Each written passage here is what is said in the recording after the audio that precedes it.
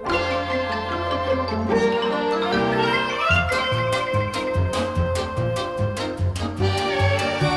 everybody, it's Chris Eads, Wootini from GayGamer.net, here with another weekly video podcast, and as promised this week, I am confessing my love for Dragon Age Inquisition. I know, everybody was raving about it, and I just sort of ignored it because I didn't like Dragon Age Origins, and everyone said, no, this is more like Dragon Age 2, you might like this one, and finally, I just caved, and I said, alright, I got some money for Christmas, what better to do with this Christmas money than use it to buy a game? That way, that if I like it, yay, if I don't like it, I didn't spend my own money, so it's fine. I mean, it's not fine because you've wasted your money on something you don't like, but it's not your personal money, it was gift money, and yeah, you could use that gift money on something else that you might have actually liked, but it's still better than if it was your own money. You know what I mean? Anyway, the whole point is moot now because it turns out that I love Dragon Age Inquisition. Go figure, right? Because it turns out that the combat, apparently, the combat that I hated in Dragon Age Origins, they scrapped and made it more active in Dragon Age 2. And now apparently in Dragon Age Inquisition, this is from what I understand. I don't know for sure. This is what I'm told from people, because I didn't play Dragon Age 2. But apparently Dragon Age 2, it's more action-oriented combat, and this one gives you the best of both worlds, where you can do it the action or press a button and go into the strategic, step-by-step game battle. And that's great, because personally, all I wanted was a medieval Mass Effect, basically. And so far that's how I've been playing it. I have not actually gone ahead and turned on the turn-based combat at all. I don't know if I will. I'd rather not, because that's not how I'd like to do it, but it seems like I've read stuff online where people are like, when you're going up against a dragon or some big boss or something, that's when it's important to go in and strategically, set your people to do specific things. And I'd rather not have to do that. I'd rather that the AI be smart enough that the mage will know to cast some shields around us, and then, the warrior will know enough to flank them and get them from this side while I go over here and do this, I'd like to think the AI will be smart enough to take care of things. So far, it's been okay. There have been a few battles where I've been going up against enemies that were a little bit above my pay grade, and we got a little bit hurt, but it's okay. Except for the time I ran into a dragon. I was leaving a cavern, and there I discovered this new area in the hinterlands, and I walk out, and this dragon flies overhead, and I think, wow, that's so cool, what a beautiful dragon that's shooting fireballs at us, ah! And we all pretty much got immolated. I think Varric was the only one that lived, and I basically took control of Varric and ran back to the camp that's, right there, and, we were all restored, thank goodness, through magic. Yeah, I'm thoroughly enjoying it. The combat has not been a problem, which was my problem with Dragon Age Origins. The other problem that I had with Dragon Age Origins was, I felt like the story wasn't compelling. Like, the overarching story, I mean, I don't remember, this was a while ago I tried to play it. I don't remember enjoying the overarching story very much, and I remember somebody telling me later, they're like, oh, you were a human? Human has the most boring backstory. You should have picked another race. But, the overarching story did nothing for me, and I remember I got as far as, there was, a village, this big hub area village, and there was, a bulletin board where you could get side quests, and there was all these people milling about, and you could do all this stuff, and I already was not enjoying the combat system at all. So anytime I got into a battle, I was like, oh, slog, slog. And then the actual game where I was interacting with people and choosing side quests and stuff, I just felt like it just felt overwhelming and confusing, and I was just like, I can't deal with this. I don't like this game at all, and I put it away.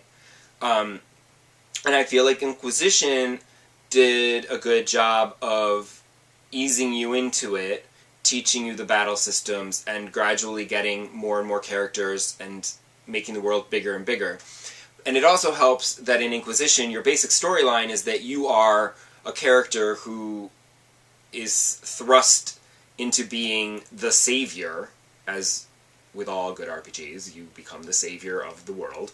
But you're overwhelmed by it, and it's confusing, and there's a lot to learn, and all these people and everything, and so it kind of works that way, you know. It worked for me.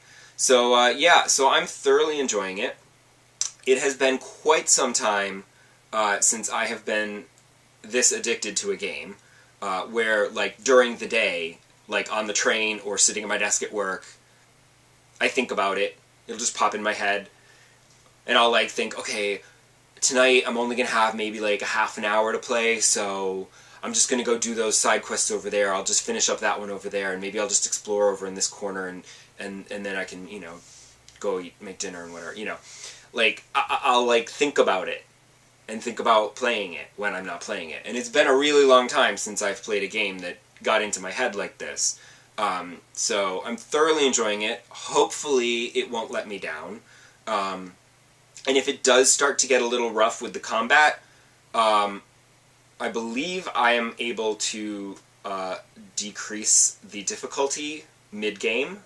I'm playing on normal, but if it starts to get a little rough and I really don't want to do the strategic turn-based fighting, in theory I guess I could go ahead and lower it to easy, and then just enjoy the story.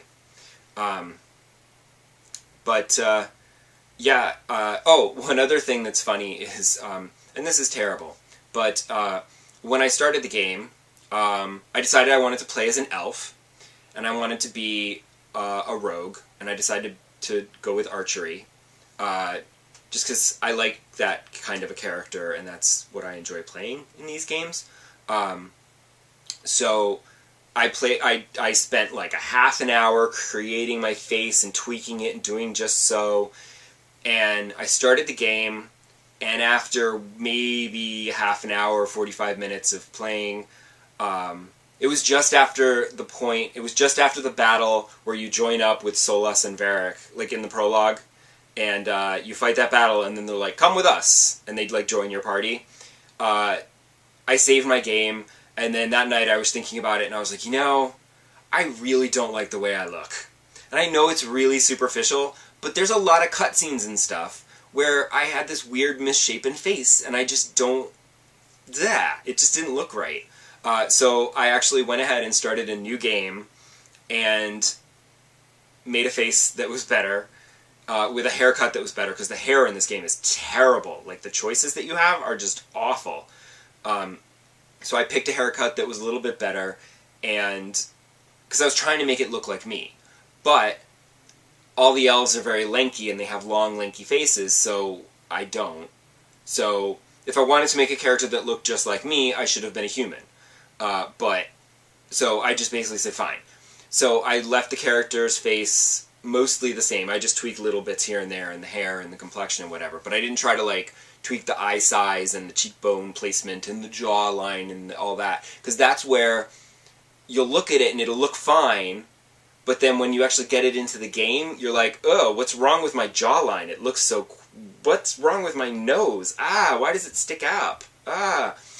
They just give you too many options to tweak, and I will tweak everything I can until it looks like a mutant. Something horrible and twisted. I think it looks good, and then suddenly it doesn't. So I create a character that I can actually stand to look at during the cutscenes, and I basically played the whole beginning of the game again. I know it sounds ridiculous, but it was going to bother me, and clearly I'm going to be playing this for, like, a long time. I mean, we'll see if I actually can finish it, though, because I'm still wandering about the hinterlands, and I know now why on a bunch of, like, internet sites and Twitter and stuff people have said you have to force yourself to leave the hinterlands and go and do the main story, because I had to do that the other day. I was like, alright, I'm going to go do this. But then I ended up going back to the hinterlands to do more stuff. Because the hinterlands is huge, and there's 100 bajillion side quests all over the place. And I got so distracted by them. And, you know, I'm like, the hinterlands could be a game in and of itself. And then somebody's like, no, that's about 10% of it. And I'm like, rah!